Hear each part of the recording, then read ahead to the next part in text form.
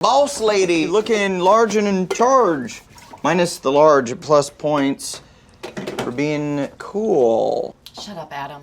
Workaholics was a Comedy Central sitcom about three best friends who are unable or unwilling to face the challenges of adulthood, and instead find joy in juvenile behavior and living their lives like they're still in college. The trio of besties spend their days doing the bare minimum to get by at their jobs and live like man-children in the shared suburban home, drinking and partying. It's a celebration of joyful ineptitude and carefree crassness that all came together iconically through the hard work of its small group of creators. You guys ready to get weird tonight or what?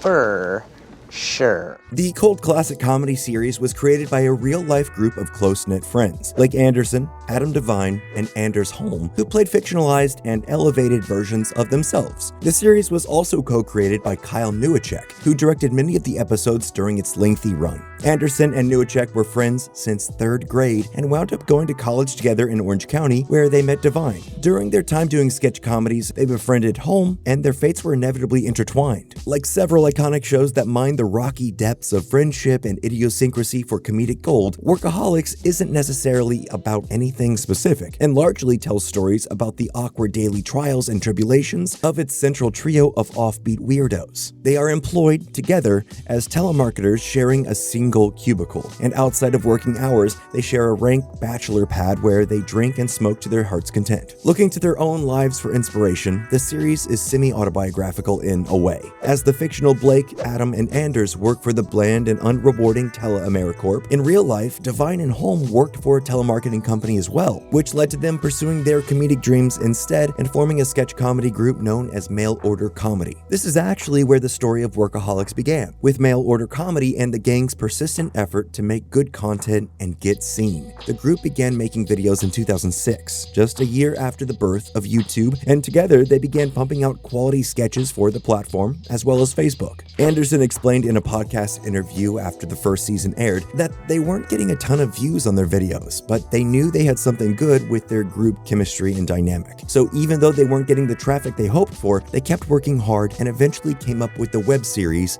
5th Year. The series only had a handful of short episodes, but watching it now, it's clear that it was perfect proof of concept for what would become Workaholics. In 5 years, I see myself as, I don't know, the president of this company. The web series follows a trio of college friends who have to move into the real world but don't want to give up their hard partying slacker ways. It is essentially a short-form version of the full-length episodes that would make up the first season of Workaholics. With this project in their pocket and a healthy dose of both determination and good fortune, they managed to attract the attention of a Comedy Central exec who messaged them on YouTube about the possibility of working on a pilot. And the boys got their big shot. They were given a small budget to create a pilot. Off the strength of that pilot, Comedy Central ordered 10 episodes and unknowingly paved the way for a future hit show. Before its big premiere, the network gave fans a special sneak peek on March 15, 2011. The sneak peek aired directly after the Comedy Central roast of Donald Trump, giving the special a solid lead-in and adding some heat for the impending series premiere. The show officially kicked off on April 6, 2011 to respectable ratings, particularly for an original Comedy Central series that did not cost much to produce. And the reviews were surprisingly solid from critics and audiences alike, with many reviewers noting with surprise just how often they found themselves laughing at the show's juvenile humor. Hey! Oh, nope. Sorry. I get that too. That's my tip. Great. All right. Enjoy that. I will. And praising the easy chemistry between the stars. One reason the chemistry came so easily for the central trio, especially when it came to being roommates, is that the actors were actually roommates. What's more, they all lived together in the actual house that their characters lived in on the show and where the first season was shot. They were all convinced that the series had no chance of staying around long term, so to save money for inevitable unemployment, they decided to shoot where they lived. Ultimately, after the success of the show, they built a proper set that was a reconstruction of their shared home. Well, I think we can officially say this house is now a home. And stopped filming at their actual residence. The first season, while popular, didn't manage to remain untarnished by controversy, despite its positive reception by fans. In fact, one particularly controversial fan favorite episode has all but been scrubbed from existence for anyone who doesn't own the show on DVD. The 8th episode of season 1, To Friend a Predator, pushed the envelope of good taste when it premiered and revolved around the guys trying to go full on Chris Hansen and catch a pedophile, only to wind up kind of becoming friends with the guy. Topher is the man, Yeah. and he's pissing off our roof right now. That is balling. He's the baller I was supposed to be. The first season was a sleeper hit for the network, so Comedy Central immediately ordered a second 10-episode season. The ratings increased significantly, and Comedy Central knew they had something special. The network was quick to renew the show for a third season before the second had even finished airing, and they decided to increase the number of episodes they would order from 10 to 20. The dramatic increase in the number of episodes proved to be a big task for the show's writers and stars. The 20-episode season pulled in fairly big numbers consistently, but took a toll on the show's quality. The season took longer to shoot and produce than both of their first two seasons combined, and had to be split up into two 10-episode halves. This meant the season premiere aired in May 2012, and the series finale didn't air until March 2013, nearly a full year later. However, with the show pulling in viewers, there was no chance Comedy Central was going to let it get away, and they renewed the series yet again, this time locking them in for a fourth and fifth season all at once. However, these seasons would only include 13 episodes, further proving to fans that a massive 20-episode single season might have simply been stretching the creators and the show's premise just a bit too thin. I can't remember what I ate for breakfast. I can't remember,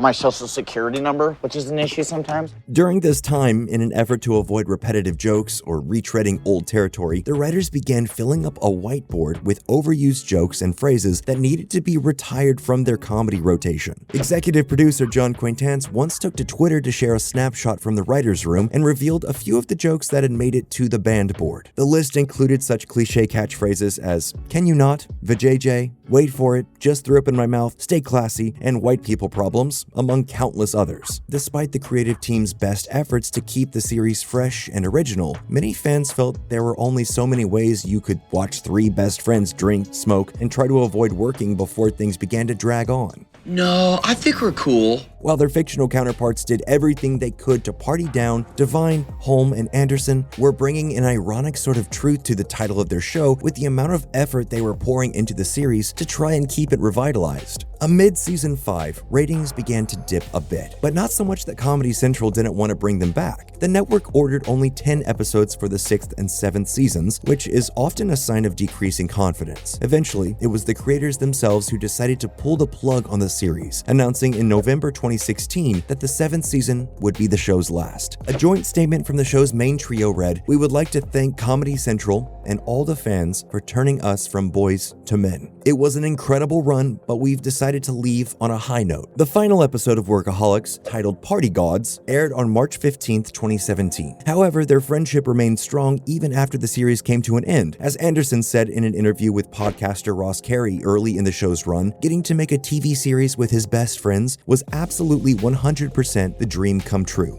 To this end, Anderson, Devine, Holm, and Newacek teamed up once again for the action comedy Game Over Man, where they got to live out their die-hard dreams with a stunt-filled extravaganza of over-the-top action. Unfortunately, their film didn't bring the same sort of magic the guys managed to tap into with Workaholics, and it was almost universally panned by critics and audiences alike. However, for those who missed the irreverent slacker sitcom, there's still 7 seasons of gold ready and waiting to be streamed.